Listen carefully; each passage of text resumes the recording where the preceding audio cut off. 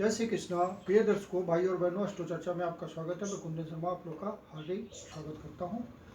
आज के वीडियो में हम एक टॉपिक की चर्चा करेंगे। ह्यूमन नेचर का एक एस्पेक्ट लेंगे, केपी एस्ट्रोलॉजी के अंतर्गत उसकी चर्चा करेंगे। केपी एस्ट्रोलॉजी से देखेंगे कि कोई व्यक्ति कंजूस है या एक्स्ट्रावेगेंट है, खर्चीला नेचर है उसका, या फिर वो बहुत ही ज़्यादा कंजूस है। एक होता है कि जरूरत पड़ने पे भी पैसा निकालने में दिक्कत है उसे। तो वो सब कॉम्बिनेशन हम केपी एस्ट्रोलॉजी के थ्रू देखेंगे। देखना बहुत ही आसान है। पहले हम चलते हैं, देखते हैं कि कोई व्यक्ति माइजर है, मतलब कंजूस है, या खर्चीला है, वो बाद में देखेंगे।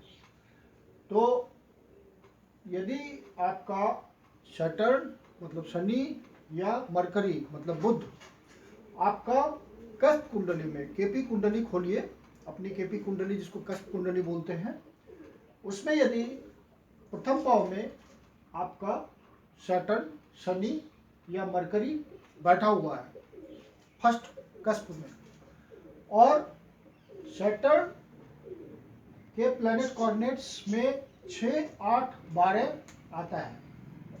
6, 8, 12 कंप्लीट कॉम्बिनेशन है।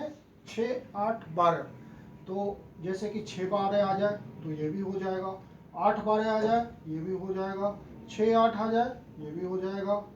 तो इस तरह से दो कोऑर्डिनेट्स भी, इनमें से कोई दो भी आ जाए तो वो फ्रूटफुल रिजल्ट देता है। तो तीनों हो जाए, complete combination is most important. तो कंप्लीट कॉम्बिनेशन आ जाए तो वो तो 100% कन्फर्म हो गया, आगे देखने की जरूरत नहीं है, दो में भी वो कंफर्म होता है रिजल्ट। तो आपका देखना यह है कि फर्स्ट कष्ट में क्या सैटर्न बैठा हुआ है, क्या मरकरी बैठा हुआ है। यदि बैठा हुआ है फिर चेक कीजिए क्या उसका कोऑर्डिनेट्स, प्लैनेट मैट्रिक्स जो केपी कुंडली के अनुसार होता है, प्लैनेट, नक्षत्र लॉर्ड उसका, सब लॉर्ड उसका, प्लैनेट का, इन सब के कोऑर्डिनेट्स देखने होते हैं। और उसमें यदि 6, 8, 12 आ रहा है तो कंफर्म होगा कि व्यक्ति माइजर नेचर का है, कंजूस है। दोनों में सैटर्न बैठे, मरकरी बैठे, दोनों में डिफरेंस ये होगा, यदि आपका फर्स्ट कस्प में मरकरी बैठेगा तो व्यक्ति कंजूस तो होगा, लेकिन मितव्ययी उसको कह सकते हैं। मितव्ययी का मतलब जहां जरूरत पड़े, बहुत जरूरत पड़े वहीं खर्च करना है, बाकी हाथ बंद रखना है। सैटर्न यदि बैठा हो फर्स्ट कस्प में तो किस तरह का कंजूस होगा, जिसको आप हिंदी में मक्खी चूस कहते हैं।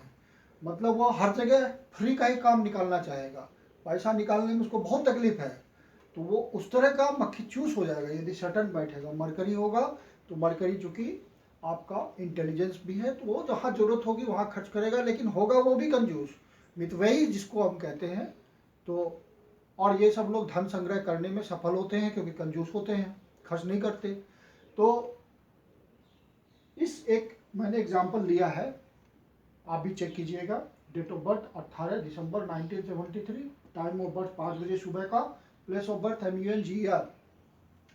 अब इसमें जो मरकरी बैठा हुआ है फर्स्ट कस्प में, तो पहली रिक्वायरमेंट पूरी हुई। अब उसके कोऑर्डिनेट्स को चेक करेंगे।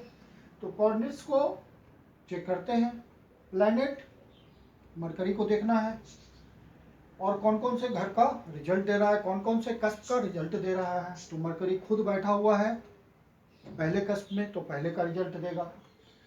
फिर मरकरी 8वें घर का रिजल्ट देगा क्योंकि उसका मालिकाना है। फिर 11वें घर का रिजल्ट देगा क्योंकि उसका मालिकाना है। तो 1, 8, 18 का 1, 8, 11 का कोऑर्डिनेट्स आया, 1, 8, 11 का कोऑर्डिनेट्स आया।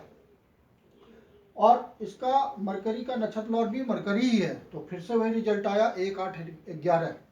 और फिर सब लॉर्ड है 2, 7, 12 वीनस। तो आप चेक कीजिए क्या ये कॉम्बिनेशन बन रहा है इस तीनों के लेवल पे।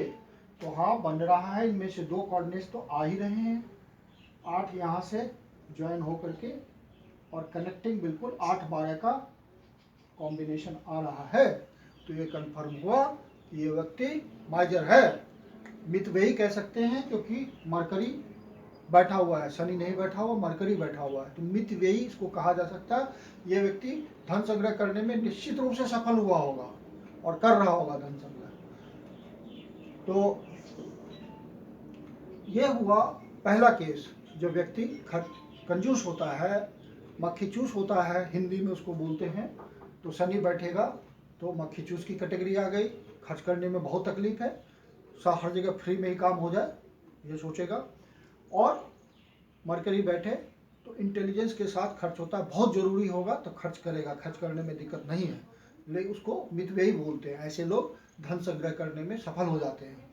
अब दूसरा केस खर्चीला वाला लेते हैं, स्पेंड थ्रिफ्ट उसको बोलते हैं इंग्लिश में, या एक्स्ट्रावेगेंट बोलते हैं।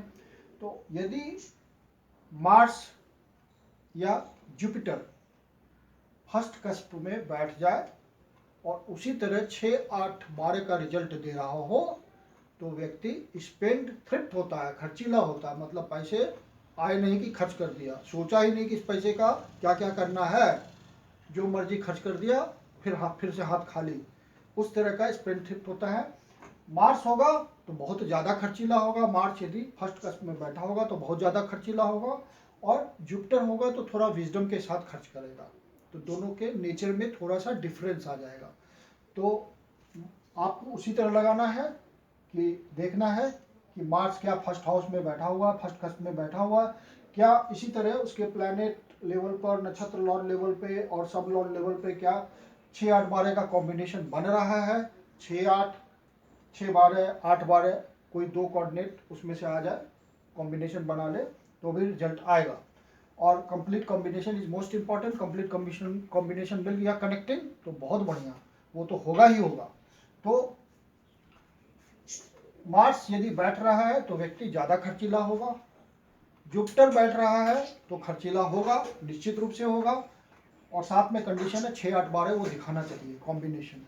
तो इस तरह से नेचर किसी व्यक्ति का पता चलता है कि वो माइजर है या एक्स्ट्रावेगेंट है, और ये ट्रू होता है। आप भी ये कॉम्बिनेशन केपी के हिसाब से डिफरेंट कुंडली पे लगा के देखें और 100% उसको परफेक्ट पाएंगे आप, बशर्ते कि बर्थ टाइम करेक्ट होना चाहिए, क्योंकि ये केपी की लिमिटेशन है। तो उम्मीद करता हूँ आपको ये वीडियो अच्छा लगा होगा। अच्छा लगा तो लाइक, सब्सक्राइब और शेयर कीजिए, और आपके जीवन की कोई समस्या है तो आप हमसे पेड कंसल्टेशन ले सकते हैं। डिस्क्रिप्शन बॉक्स में सारा डिटेल्स है, आप मुझे कॉल कर सकते हैं। धन्यवाद।